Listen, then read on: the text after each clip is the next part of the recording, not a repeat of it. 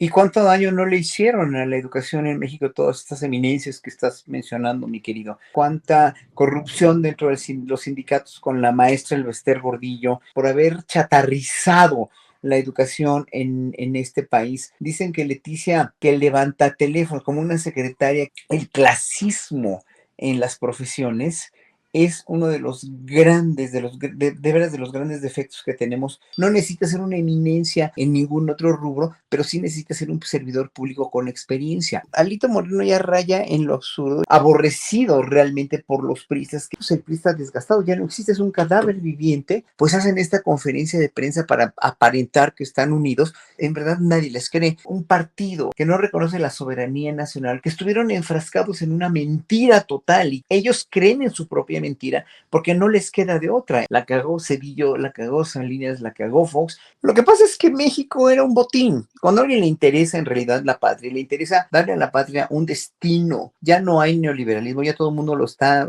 votando y denostando. O sea, los países ya quieren otra vez regresar a la autosuficiencia.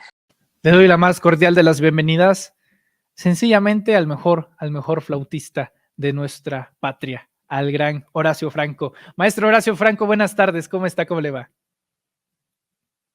No te escuchamos, querido Horacio. Ya, querido maestro Pedrero, ¿cómo le va? Qué gusto saber de usted. Mire, ya es usted toda una eminencia. Ya No, desde que va a las mañaneras y ya no, no no, sé no. si vive usted en la Ciudad de México, en el sur de la Ciudad de México, sigue usted en Tabasco, pero bueno, creo que ya estás aquí, ¿verdad? Sí, somos chilancosteños. Muy bien, me da mucho gusto. Pues yo feliz de estar aquí contigo y con todo el público de Sin Máscara, siempre admirando tu enorme, de veras tu enorme trayectoria corta, es corta y es enorme, eso es un gran mérito, porque poca gente tiene tanta juventud, sabiduría y sobre todo, pues un entusiasmo patriota tan grande como tú, pero además una sabiduría y una elocuencia tan grande que en verdad es de envidiarse. Ojalá que todos los jóvenes fueran como tú, en verdad. Honrado, honrado, maestro Horacio Franco, honrado de verdad. Que pues, ¿qué le digo? Viniendo de ustedes, maravilloso, me siento sumamente halagado y pues usted me motiva a seguir así como vamos. Maestro Horacio Franco, pues hay muchas cosas, hay que ponernos al día. Hace tiempo que no coincidíamos aquí en Sin Máscaras a través de los reporteros MX y creo que una de las grandes características de usted es el humanismo dentro de las opiniones que emite.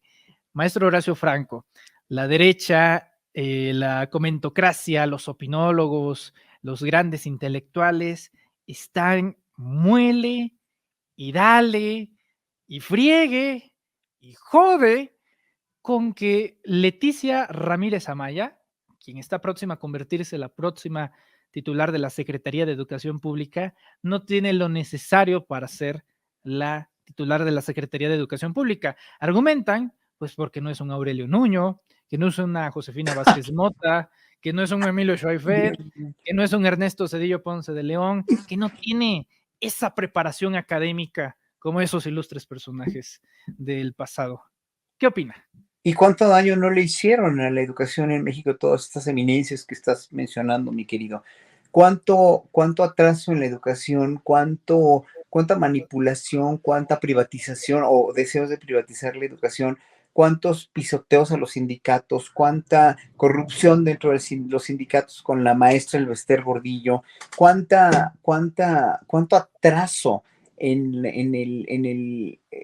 al haber quitado el civismo, al haber quitado las artes como parte importante de los planes de estudio, por haber quitado los deportes, por haber chatarrizado la educación en este país?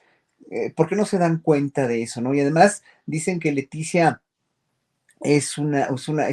como dijo Curcio, es que en verdad eso de Levanta catalogarla como teléfonos. alguien que levanta teléfonos, como una secretaria que va a ser, que va a ser secretaria, que no tiene por qué ser secretaria, pues, ¿no? O sea, rebajándola, no es rebajarla, porque finalmente ser una secretaria que contesta el teléfono es un trabajo que cuando lo haces bien, es igual de bien que cuando eres un buen presidente, o eres un buen científico, o eres un buen músico, o eres un buen bailarín, o eres un buen periodista. O sea, para mí, el clasismo en las profesiones es uno de los grandes, de veras de los grandes defectos que tenemos en México. O sea, por ser el señor de la basura o la señora que te limpia la casa, que es enormemente feliz, enormemente eficiente y le gusta su trabajo y está contenta con ello y lo hace bien y gana su trabajo honestamente, eso finalmente no cuenta porque esa gente no es gente, ¿no? Esa gente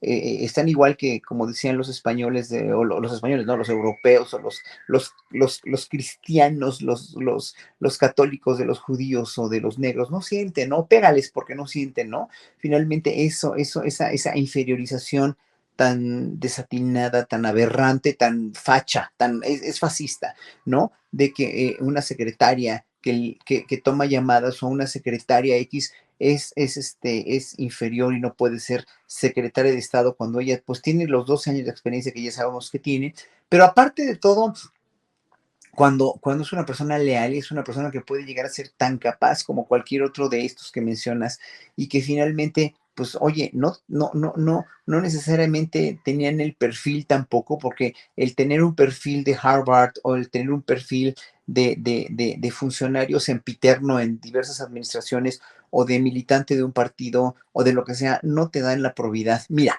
te pongo de ejemplo el Conservatorio Nacional de Música donde yo trabajo. El Conservatorio Nacional de Música desde hace años, años y años ha estado en una crisis constante porque nunca ha sido realmente, sobre todo después del mejor director que tuvo el conservatorio, que fue Armando Montiel en los años 80. Cuando yo me fui a Holanda era Armando Montiel, ha sido de los mejores directores que lo derrocaron, lo tiraron, así le hicieron la vida imposible, el señor se deprimió y luego se murió. Pero a partir de ahí nunca ha tenido, o sí ha tenido directores que, por ejemplo, la gran pianista mexicana, una de las grandes glorias nacionales, María Teresa Rodríguez, que finalmente, o Aurora Cerratos, que ya las dos murieron, yo las admiraba muchísimo, pues nunca fueron unas directoras, porque fueron directoras, pero no pudieron hacer el trabajo administrativo que se necesita para el conservatorio, no pudieron hacer el trabajo de gestión cultural porque no estaban acostumbrados. Ellas tocaban el piano, como yo toco la flauta, ellas tocaban el piano. O sea, no servimos para administrar, ¿no? No servimos para una función pública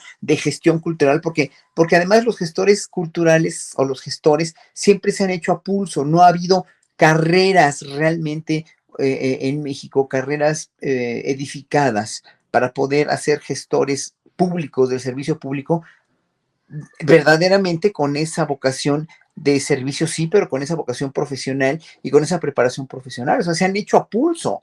Entonces tenemos hoy por hoy un presidente que se hizo a pulso, pero ¿cómo? Obviamente recorriendo el país, obviamente haciendo todo lo posible por entender, comprender, digerir y modificar este país. Por eso Andrés Manuel es un líder, porque es capaz de modificar su entorno a partir de trabajar. O sea, un líder es ese, pero aparte de todo, tiene el know-how de cómo hacer que este país funcione mejor. Ahora, la nueva secretaria Leticia, obviamente es una maestra, es una gente que ha estado en la administración pública, conoce muy bien los vicios de los sindicatos en este país, que han sido también terribles, que le han costado muchísimos años de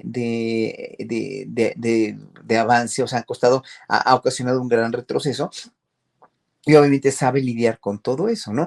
Tú pones a una eminencia en pedagogía, no sé, no se me ocurre ahorita hacia nadie, pero que nunca ha trabajado en el sector público como funcionario y pues tampoco lo va a hacer, ¿no? O sea, no necesita ser una eminencia en pedagogía, no necesita ser una eminencia en ningún otro rubro, pero sí necesita ser un servidor público con experiencia, leal al presidente, porque es muy importante la lealtad, aunque lo están ponderando así como si lealtad fuera sinónimo de complicidad, lo cual es verdaderamente nefasto porque Andrés Manuel no busca nunca cómplices, sino obviamente gente leal que trabaje bien y que finalmente pues esperamos que sea una muy buena gestión. Entonces, obviamente te digo, en el conservatorio, el último director que tuvimos, David Rodríguez de la Peña, lo mantuvo muy bien a flote, fue un director muy digno, fue quizás el mejor de los últimos tiempos junto con Ricardo Miranda, pero el conservatorio, si no tiene gente ejecutiva, aunque sean los grandes pianistas, las grandes glorias nacionales, pues las glorias nacionales en canto, en piano, en flautas, son todos, somos todos unos inútiles para administrar. Lo más importante, y eso lo aprendí también, fíjate, siempre saco a Holanda, porque allí estudié, El conservatorio tenía una directora que no era ni músico, el conservatorio de Ámsterdam, pero fue tan ducha y tan buena que le ocasionó al conservatorio unas modificaciones extraordinarias cuando estuve yo ahí. Logró un nuevo edificio, logró un nuevo planteamiento de la educación musical cuando estuve allí, y la señora no tenía nada que ver con la música, pero era una extraordinaria pedagoga y administradora, y estudió derecho en unos cuantos semestres para poder ganar un pleito legal que tiene el conservatorio. Así se las puede gastar un profesional que no es especialista en ese sentido. Pero lo que necesitamos hoy por hoy no es un tecnócrata de avanzada de Harvard, sino alguien que tenga la sensibilidad para deschatarrizar la educación, para poner orden en los sindicatos y para ponderar sobre todo lo que ha estado haciendo este gobierno, que es dignificar a las escuelas. Correcto. De hecho, maestro, el principal partido político que se está quejando de esto es el PRI, de la falta de educación, de los valores, de las cartas credenciales. Tal vez quieran la educación de su dirigente nacional. Ya ve que tiene un léxico bastante amplio, bonito, pues nada Florido. florido, colorido, nada aburrido. Qué tremendo nivel de cinismo se tiene que tener para decir que no debe de ser Leticia Ramírez proveniente de una crítica del PRI. En este momento, como están las cosas con su dirigente nacional, con su presidente del partido, en medio de un desafuero, con 3,000 carpetas de investigación, con medio pleito en el partido de forma interna. ¿Qué pasa con Alejandro Moreno Cárdenas, maestro? ¿Usted cómo le hace sentir a Alejandro Moreno Cárdenas? Mira, es que ya Alejandro Alito Moreno ya raya en lo absurdo, ya raya en lo enfermizo, ya raya en como toda la posición que ya antes estaba moralmente derrotada, pero hoy está totalmente apanicada, está totalmente enfrascada en una retórica de confrontación, de levantar falsos, de decir mentiras, de no cooperación con ninguna de los proyectos que tiene el presidente y el gobierno actual, que por muy en desacuerdo que puedan estar, pues que presenten una contrapropuesta que es necesaria también para sanear mucho de lo que no les gusta del presidente y del gobierno de la Cuarta Transformación. Yo estoy encantado que no les gusten cosas, pero nunca dicen, aparte de que dicen que no les gusta, dicen que todo esto está hecho un caos, o que todo está, que nunca lo que dijo Alito, ¿no? Que nunca había habido un peor gobierno, cuando en verdad pues nunca tuvimos peores gobiernos que hundieron al país que los neoliberales, y que finalmente pues el PRI hizo cosas muy buenas que ya se fueron. O sea, ya el PRI es un cadáver viviente de una gloria ida, de una gloria que sí fue gloria en los años 50 y 60, donde finalmente lo que hicieron fue ocasionarle en tiempos de López Mateos un progreso al país, un progreso, y antes de López Mateos, con toda la corrupción que había, porque corrupción siempre hubo, la corrupción siempre ha sido inherente a los poderosos en México, ese es el problema, pero como dice el presidente, pero obviamente ahí había un cierto expertise, un cierto proceder, una cierta manera de poder dar una viabilidad a los recursos que había en el país para robar, sí, pero también para atender y para fundar instituciones que fueron funcionales durante mucho tiempo. Entonces, eso, en ese sentido, funcionó muy bien el PRI, pero como gobernó demasiados años y luego se contaminó con el neoliberalismo, quisieron implementar un sistema económico, social, pero sobre todo económico, que no le convino al país, porque fue la corrupción el detonador absoluto de todos sus ideales, pues no es el detonador y el leitmotiv de su proceder. O sea, sí querían un progreso para el país a costa de empobrecer al pueblo, de enriquecerse mucho a ellos y de pues, continuar con una doble moral que finalmente no ayudó nunca a nadie más que a ellos, ¿no? Entonces, obviamente, pues el PRI está desgastado, ya no existe, es un cadáver viviente, y es uno de los ejemplos que un partido político en el poder o un político en el poder nunca va a funcionar si se queda demasiados años en esto, más aparte todo lo que pasó en el periodo neoliberal. Bueno, eh, hoy por hoy Alejandro Moreno es es el dirigente de este cadáver viviente que es el PRI, que aparte de todo es denostado y es aborrecido realmente por los priistas que detonan o detentan todavía los principios del PRI como Sorochón, ¿no? Yo creo que sí, María de los Ángeles Moreno o muchos de ellos, ¿no? El mismo Han González, pero bueno, Han no, porque Han sí fue muy corrupto, pero no sé, María de los Ángeles, gente priista prominente como menciona a María de los Ángeles Moreno, ¿no? Pero incluso hoy no sé, la misma Beatriz Paredes, yo creo que lo detestan, yo creo que ya no quieren a Alito ahí, pero es tal el nivel de empoderamiento de este gángster, porque es un gángster, además que cree en sus propias mentiras de tal manera que por el miedo que tiene él, y por el miedo que tiene el PAN, y por el miedo que tiene el PRD, pues hacen esta conferencia de prensa para aparentar que están unidos y para decir que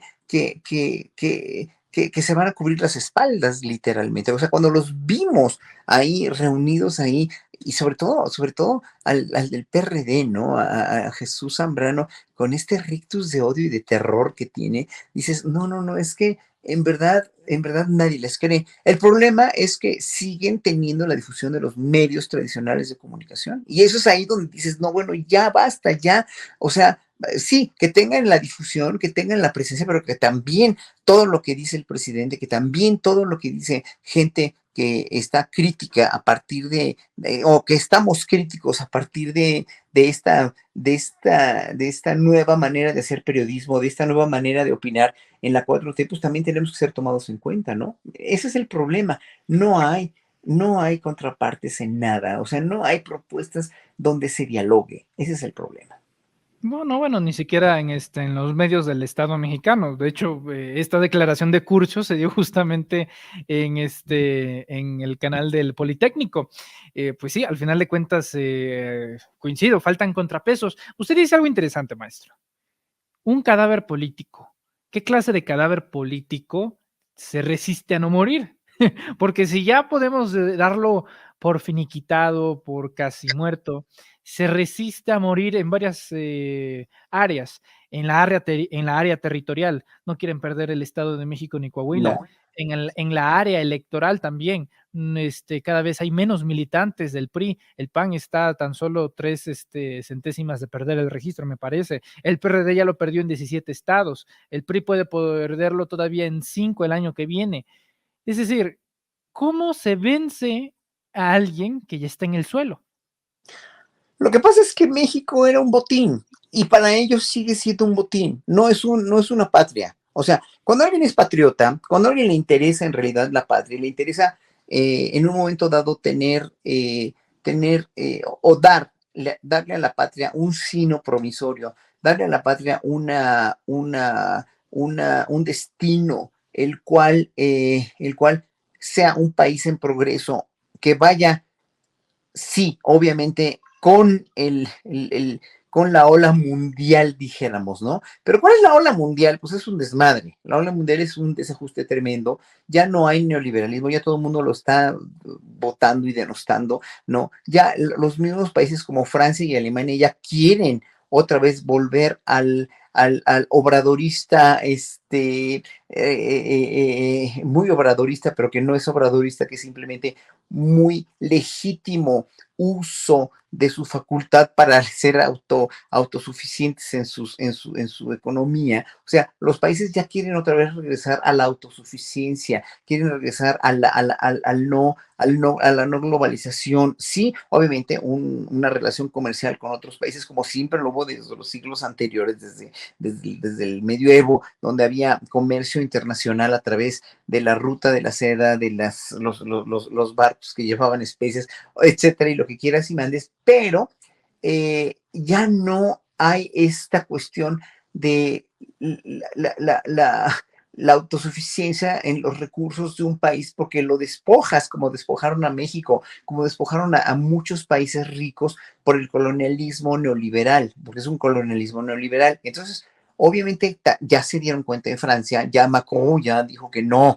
que quiere nacionalizar la industria eléctrica porque de veras está terrible. España no lo hace por los intereses tan mezquinos todavía de compañías como Iberdrola, pero Francia también, bueno, Francia ya lo quiere hacer, Alemania ya lo quiere hacer. Entonces, obviamente esto no es obradorista, esto no es una ola nueva, esto es una cuestión de que la soberanía de los países siempre se tiene que respetar y el neoliberalismo no las respeta. Entonces, ahí yo creo que un partido que no reconoce eso, que no reconoce la soberanía nacional como una necesidad imperante de volver otra vez a recuperar lo que es nuestro, pues no, y por eso odian con tanta fiereza, con tanta furibundez a López Obrador, porque no tienen ese patriotismo. Para ellos México es un botín. Entonces, claro, si para Lito Moreno México va a seguir siendo un botín como para Ricardo Anaya o Marco Cortés o toda esta gente o los perredistas, sigue siendo un botín. Lo único que quieren es pues conservar ese botín para y no morirse por ello, porque finalmente